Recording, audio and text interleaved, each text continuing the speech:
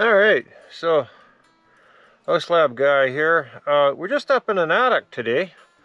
Helping out a friend, sort of get a bit of advice for and help them tweak up their attic a little bit. Pardon the audio, I got a mask on. There's a lot of fiberglass insulation up here blowing around. It really affects my lungs a lot, so I'd like to keep the mask on. So we have a house here. It's about 18 going on almost 20 years old. Pretty standard construction. We just got some prefab trusses. We have a vaulted section over that way. I'll show you in a minute. And I'm sitting in a flat ceiling area just with some straight trusses here. I believe the roof pitch on this thing is looks like about it's more greater than 612. It's like I don't know. It's like 712 or something like that. I mean. Maybe 8. I think it's more like 7, so it's a significant pitch.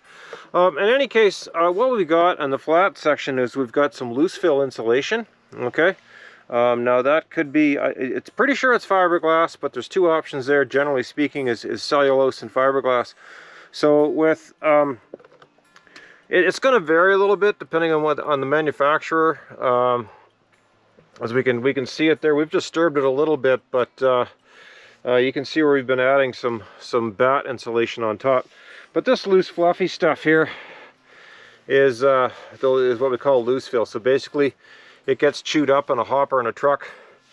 It's compressed in a bag. It gets sort of aerated and mussed around and then blown in through a hose, and they just sort of spray it like you would water out of a hose basically until they get the depth that they want.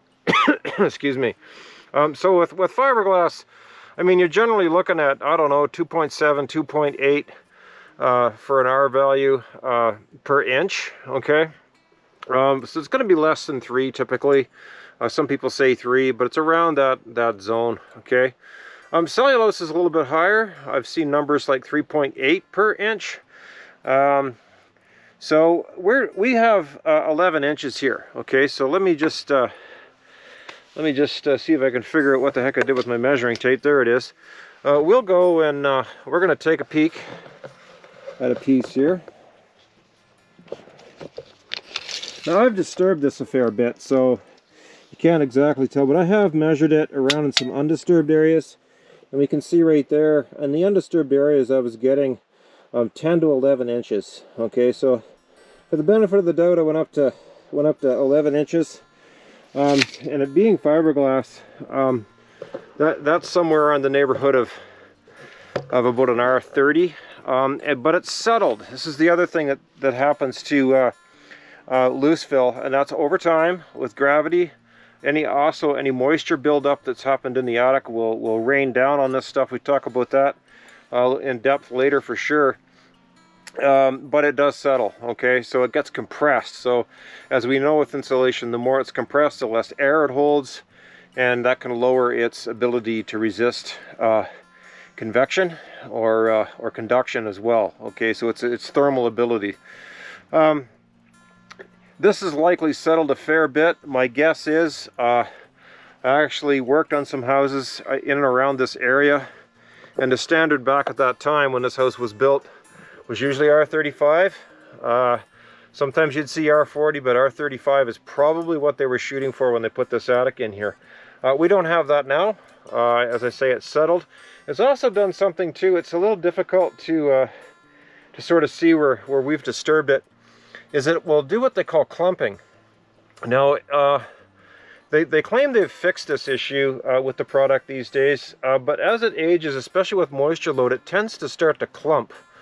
And the clumping, it's still loose, but some parts are attracted more to other parts than others, so you get this clumping effect.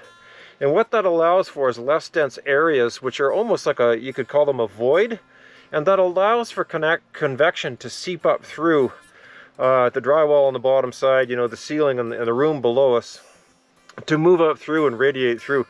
So we were up in here earlier this fall when it was really cold one day, and we were able to feel that. You just basically lay your hand just gently down on top. You can actually feel warmth. You can feel the convection coming up through, and it wasn't consistent, so that tells me that it has been clumped, and there's some areas that are efficient or less efficient than the rest of it. So what we're doing here today, the homeowner and I helped out too. We found some insulation left over from a couple of different jobs. We were able to pick it up for a really good deal. We could just ray spray this if we wanted to, but we can also, we have these R20 bats and lay it right on top, okay? We try and get the joints in between as tight as we can. We've been cutting it around, the trusses best we can. Try and get the best fit we can. We can even scoop up a little bit of the loose fill once in a while and stick it in a little bit of a void if we need to. Okay, so that's kind of what we're doing in the flat part. All right. So let's move over to the vault. It's all complete, but we should be able to describe what's happened there and how we've improved on what they originally did in that area. So let's go take a look.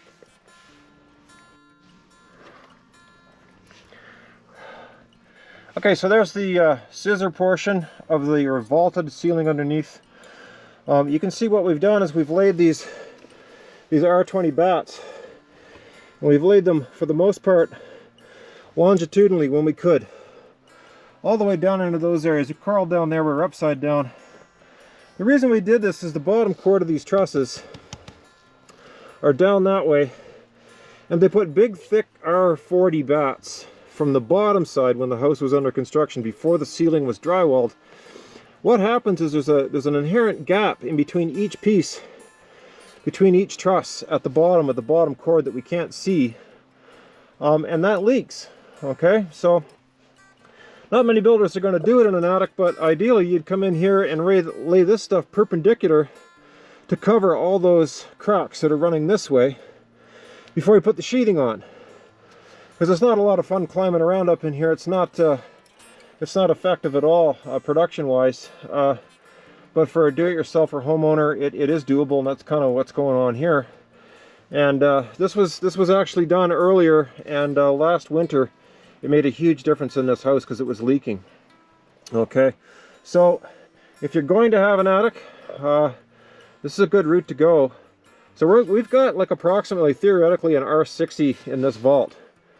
And with the current energy code, the zone that we live in Canada here, vaults are exempted, and they can be in our area an R40. So the other area of the truss, while we're talking about that, is this area here is actually supposed to be R60 now, and the only exemption is, and it strikes me at the moment, but you are allowed to bring that back a bit over there where the truss meets the exterior wall of the truss heel. So that's the first thing we wanted to point out was that. The next thing is this wall here, and this is called a cold wall. So basically what this is an exterior wall. So what's underneath all that insulation is a 2x6 wall that comes up this way, forms the transition from that vaulted area down below us to the flat ceiling down below us.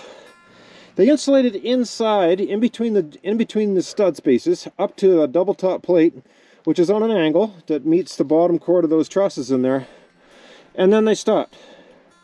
We added, let's see if I can just pull this up a bit. I can fix it up after. There it is there. You can see the double top. There was no insulation on that, so that's a straight thermal bridge right through to the drywall down underneath. Okay? So what we've done is we've tried to cover that up best we can. We've also put another layer here, so we've got an R40 going this way, because behind there, remember, there's a stud wall, and then we've tried to put this across here. It's a little patchy. Remember, we are using some recycled material. It's a little bit neater that way, but that's okay. We've been pretty careful to get as many of the joints and voids folded up, but it's definitely a lot more than what was here previous. So that type of area is missed on a lot of homes like this. Basically, somebody has to come up in here. The bat person who puts the bats in seldom comes in the attic. They'd have to do that first before they did the rest of it. And in this case, they just didn't do it. They missed it. So that's a straight thermal bridge. A lot of heat loss on that area for sure. The guy that comes up and sprays this stuff around is a different tradesperson, and it won't be the bat guy.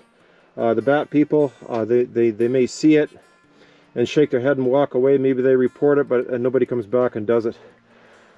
Also, when this house was built, was an incredible boom in this area. And when times are booming, sometimes not all the details are looked after. So over here you can see the attention we're trying to get. You'll note way over there we've done our best not to block off the airflow up through the soffit, so we still maintain that.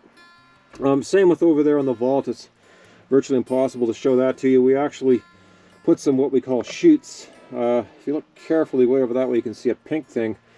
That is just attached to the underside of the sheathing. It allows an air channel down to the soffit. So we put some of those in there just to keep that area open so that we can later on move up through. Let me see, there we go, up through our roof vents, okay? Up on the roof so we can get some ventilation moving through.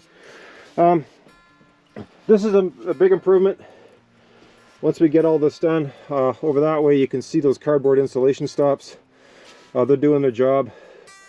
We'll just go right up to them and not block that area off, and we'll be okay.